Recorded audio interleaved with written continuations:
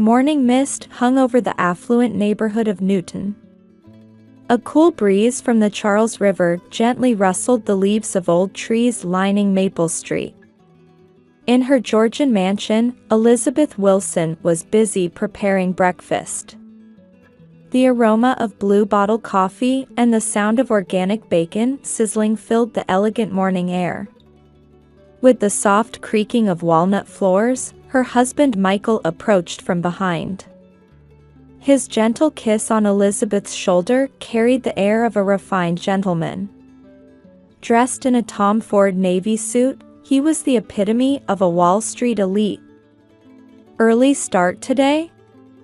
Michael's voice carried a hint of sweetness. "Yes, I have a contract signing in Brookline today," Elizabeth smiled proudly. "It's a $35 million deal. One of Boston's most notable historic properties. As expected of Boston's top real estate agent." Michael smiled, seemingly genuinely pleased with his wife's success.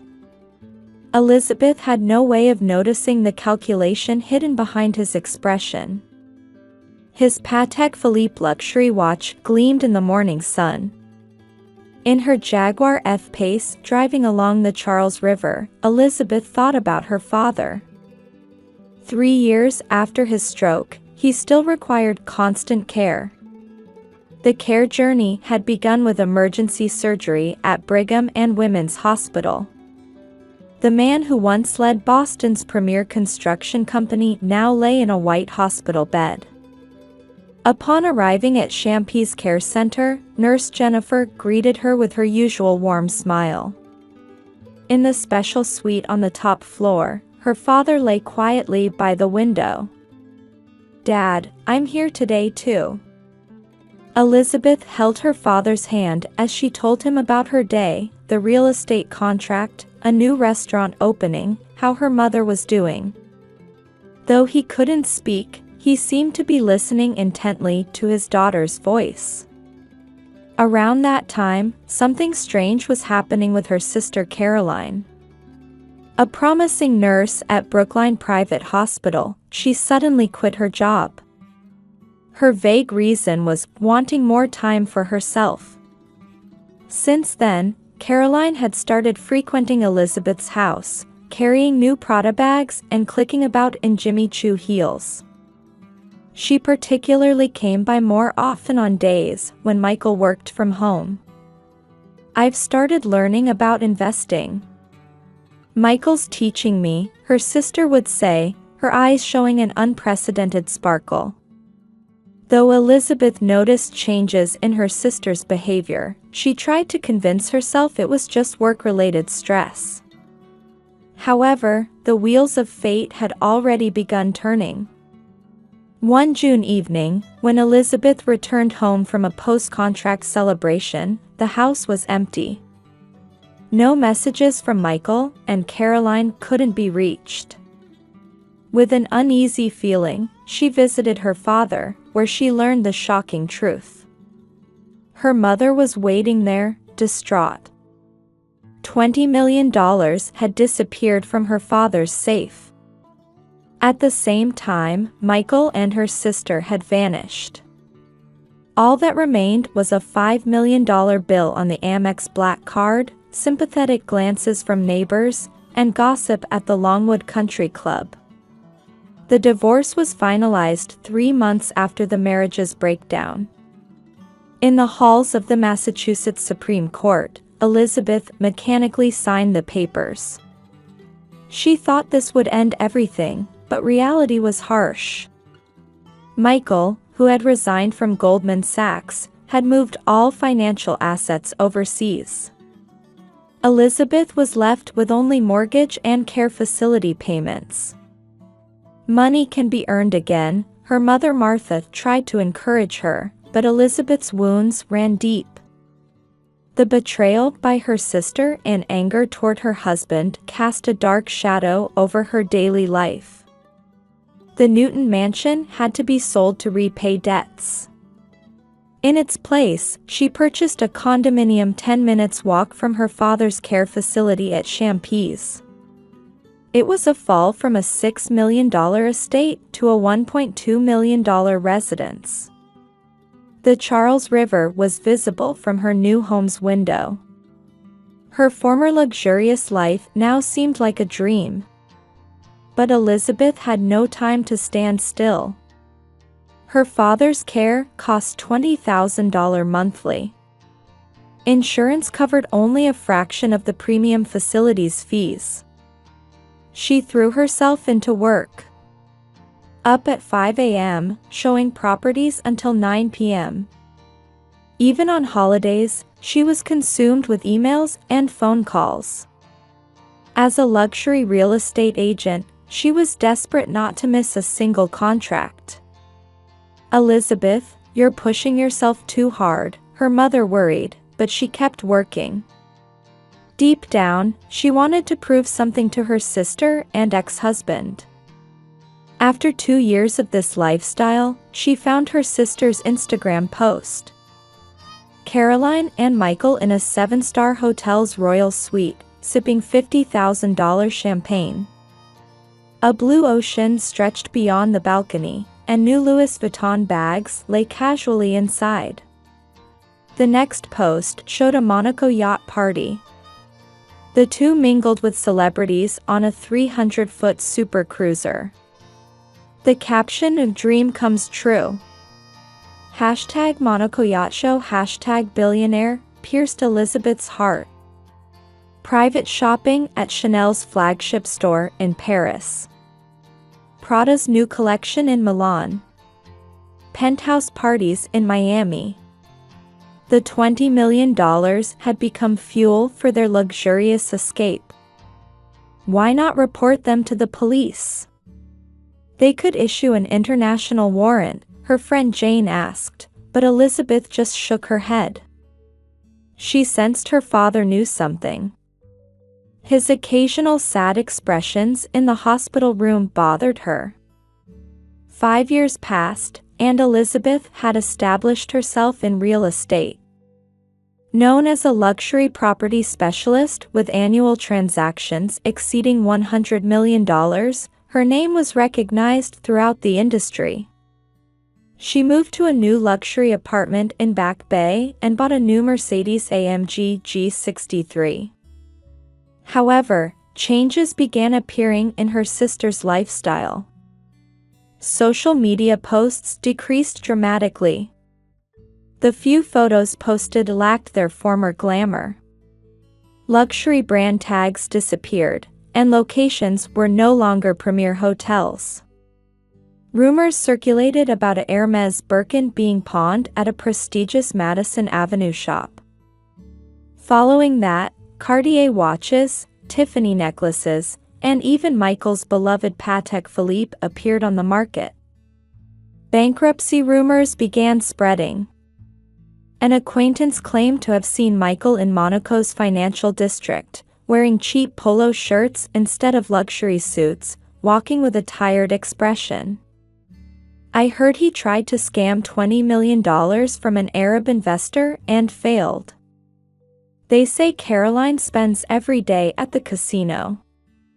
The rumors kept coming. Eventually, their posts ceased completely. The last photo was from a hotel in Casablanca, Morocco. All former glory gone, their faces showed anxiety and exhaustion. In early summer of the 10th year, her father's condition suddenly deteriorated. "Your father is critical. Please come immediately." Elizabeth rushed from an important contract negotiation upon receiving the call from Champis Care Center. However, she couldn't hear her father's last words. Her father's face looked peaceful as he closed his eyes quietly. As funeral preparations progressed, an email arrived from Caroline. Brookline Chapel was known as the most prestigious funeral venue in Boston's suburbs. June sunlight streaming through Gothic stained glass windows gently illuminated the custom ebony casket. Over 300 attendees, including Boston's business elite, came to pay their respects. Wilson Construction's directors stood in solemn lines. Harvard University officials, Boston Chamber of Commerce leaders, and local dignitaries gathered to pay final respects to George Wilson. Elizabeth sat with her mother Martha in the front family row. Her profile in a black Chanel suit was dignified and beautiful. Yet in her eyes burned a quiet flame of anger. Tension showed in her neck muscles beneath her scarf. The venue was adorned with elaborate floral arrangements. The combination of white Casablancas and purple calla lilies was her father's favorite. Their fragrance evoked nostalgia among the attendees. At 2 p.m., just as the funeral was about to begin, it happened. The chapel's heavy doors opened, revealing visitors unseen for 10 years. Two figures emerged in the incoming light. Caroline wore a new Chanel tweed suit. A large diamond brooch sparkled at her chest, and a Rolex date just shone on her wrist. Michael, too, was perfectly attired in a Tom Ford suit. However, despite their expensive appearance, something shadowy lingered in their expressions. Fatigue showed under Caroline's heavy makeup. Michael's hair had begun showing gray. The venue froze for a moment. A senior Wilson Construction director half rose. Harvard Club trustees exchanged glances. The two walked toward the front row as if it were natural. Caroline's Jimmy Choo heels echoed unusually loud. Her walk no longer carried its former grace. "It's been a while, dear sister." Elizabeth's body trembled at her sister's smirking voice. 10 years of anger surged within her. As she straightened her back and took a deep breath, her mother quietly closed her eyes. "You have nerve showing up." Elizabeth's voice was ice cold. Her father's old friend in the front row shuddered at her tone. "Of course we came. We're family too." Caroline answered as if nothing had happened. Her voice carried a somewhat resigned tone. The priest was about to announce the service's start. But Caroline continued speaking. Her eyes fixed on the memorial photo beside the altar. About father's inheritance. She raised her voice, heedless of surrounding gazes. The well-dressed mourners held their breath. "It should be split 3 ways, right? Between us sisters and mother." The venue froze. Lawyers in the front row frantically checked documents. Murmurs arose among corporate executives. "How dare you?" Elizabeth's shout echoed throughout the chapel. The chandelier trembled slightly. "Have you forgotten what happened 10 years ago? Stealing $20 million from father's safe and running away. The past is the past." Caroline shrugged. The gesture carried a somewhat European air, perhaps from her days in Paris. "Besides, Michael took the money. I knew nothing about it." "Liar." Mother Martha restrained Elizabeth as she tried to stand up in emotional turmoil. Her mother's hands showed a slight tremor. "Calm down." Her mother's voice was surprisingly steady. It carried the weight of 10 years. But now Michael spoke up. Adjusting his tie slightly, he stepped forward. "Elizabeth, don't blame your wife." His voice had regained its former gentlemanly tone. His Goldman Sachs negotiation skills showed. "Divorcing you was the best decision I ever made. We simply weren't compatible. That's all." Hot tears rolled down Elizabeth's cheeks. Anger and sadness swirled in her heart. The pain of betrayal from 10 years ago stabbed her chest anew. Then it happened. "Don't you know the truth?" Her mother's quiet voice echoed through the venue. The chapel's atmosphere changed instantly. At the sudden question, Caroline and Michael's expressions froze. Color drained from their faces. "Mother." Caroline's voice trembled. The former arrogance had vanished from her tone. "That's enough." Martha quietly stood up. Her gesture carried the dignity from her days teaching at Boston's prestigious school. "I've kept quiet for 10 years, but let's end this."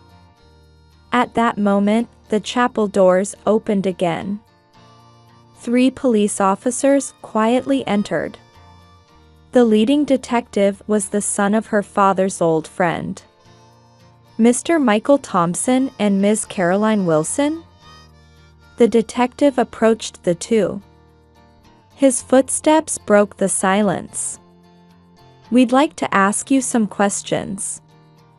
Color drained from Caroline's face. Her expensive makeup began running with sweat.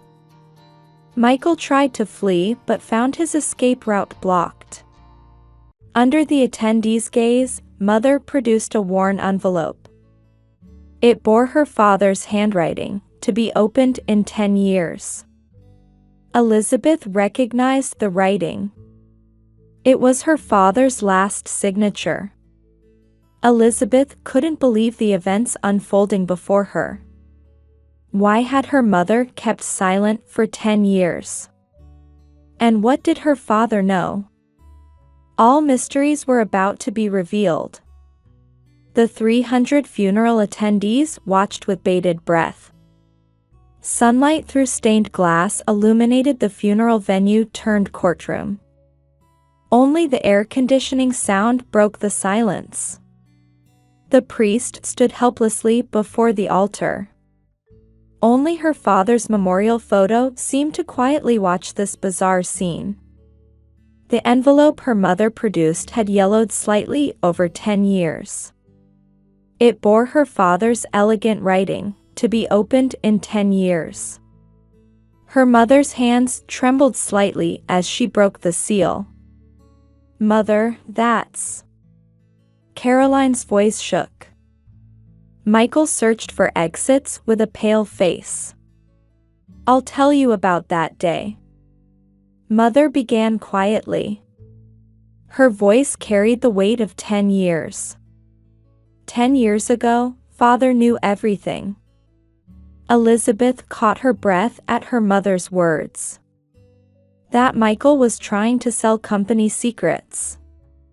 That Caroline was an accomplice, leaking internal information. And the plan to take $20 million in cash. The venue fell silent. Father already had evidence. Security camera footage, safe access records, and traces of overseas transfers. Everything was there. Mother slowly removed documents from the envelope.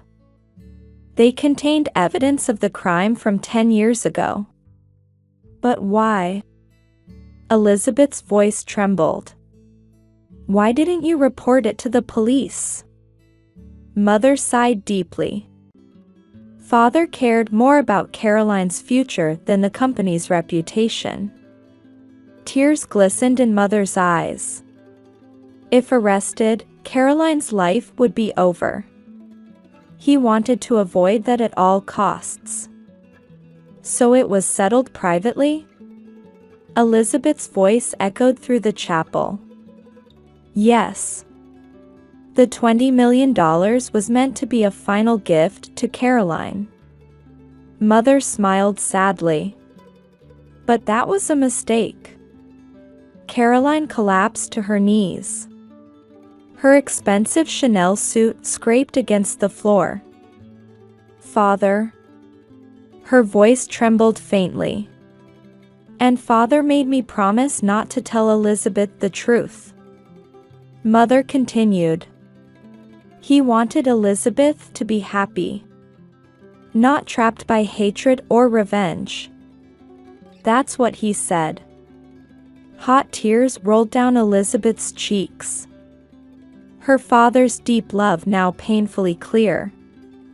Father believed in Caroline's rehabilitation until the end. Mother pulled another document from the envelope. This is the will. Michael suddenly moved. He tried to run for the exit, but police officers quickly restrained him. All assets will be inherited by Elizabeth. Mother read the will. However, should Caroline show intent to rehabilitate and choose to contribute to society, I hope Elizabeth will provide appropriate support at her discretion. A deep sigh filled the venue. Father believed in me until the end. Caroline's voice echoed faintly. Yet I... Her makeup ran as black tears streaked her cheeks. Michael just hung his head while being handcuffed. This is Father's final message. Mother took out a letter. It contained her father's last words. To my beloved daughters. I've wondered every day if my decision 10 years ago was right. Elizabeth, I'm proud of your strength and kindness. Caroline, even after making mistakes, there's always a chance to restart life. You are both my precious daughters. I hope someday we can gather as a family again. Love, Father. Elizabeth received the letter with trembling hands. Her father's writing held deep love and sadness. We have arrest warrants. The detective stepped forward. Michael Thompson and Caroline Wilson, you're under arrest for embezzlement and breach of trust. Caroline quietly cried without resistance. Michael tried to speak but couldn't form words. Watching the two being led away by officers, Elizabeth looked at her father's memorial photo. She felt deep affection in his gentle smile. The trial at Massachusetts Supreme Court concluded in 3 months. The evidence was perfect. Beyond her father's materials from 10 years ago, social media posts documenting their luxurious life in Monaco and Dubai supported the prosecution's case. The verdict: 7 years for Michael, 5 years for Caroline. Plus an order to repay $20 million. After sentencing, Elizabeth requested to meet her sister. In Suffolk County Detention Center's visiting room, Caroline in an orange prison uniform had completely lost her former arrogance. Sister. I'm truly sorry. Caroline's voice was thin and trembling. Back then, I was jealous of everything you had. Your success, love, happiness. Elizabeth studied her sister's face through the glass. She now saw the deep loneliness she hadn't noticed 10 years ago. I plan to recertify as a nurse in prison. Caroline spoke, looking forward for the first time. After release, I want to work in hospice care. For patients like Father. Elizabeth teared up at these words. Her father's wishes were finally bearing fruit. Meanwhile, Wilson Construction embarked on a new journey. Elizabeth leveraged her real estate experience to launch a luxury senior care facility development business. A nationwide project modeled after Champy's Care Center. I want to continue Father's legacy in a new form. Elizabeth declared at the board meeting. The veteran directors saw traces of their late president in her eyes. Mother Martha spent peaceful days in her new home overlooking the Charles River. Elizabeth visited weekends to tend the garden roses together. I think Father would be happy. One day, Mother said while gazing at roses, that you're protecting the company. And trying to forgive Caroline. And trying to forgive. In autumn, change came to Elizabeth's life too. She met David Carter, a new professor at Harvard Medical School. Recruited as a medical advisor for her father's care facility development project, he was sincere and compassionate. "I'm fortunate to meet a woman with such strength and kindness," David said on the night he proposed. Elizabeth shed truly happy tears for the first time in 10 years. The wedding was held at St. Paul's Cathedral in early winter. Mother celebrated her daughter's new beginning with a radiant expression. Then, during Caroline's first year of incarceration, at Christmas, a letter arrived from Caroline. "Dear sister, prison life has taught me many things.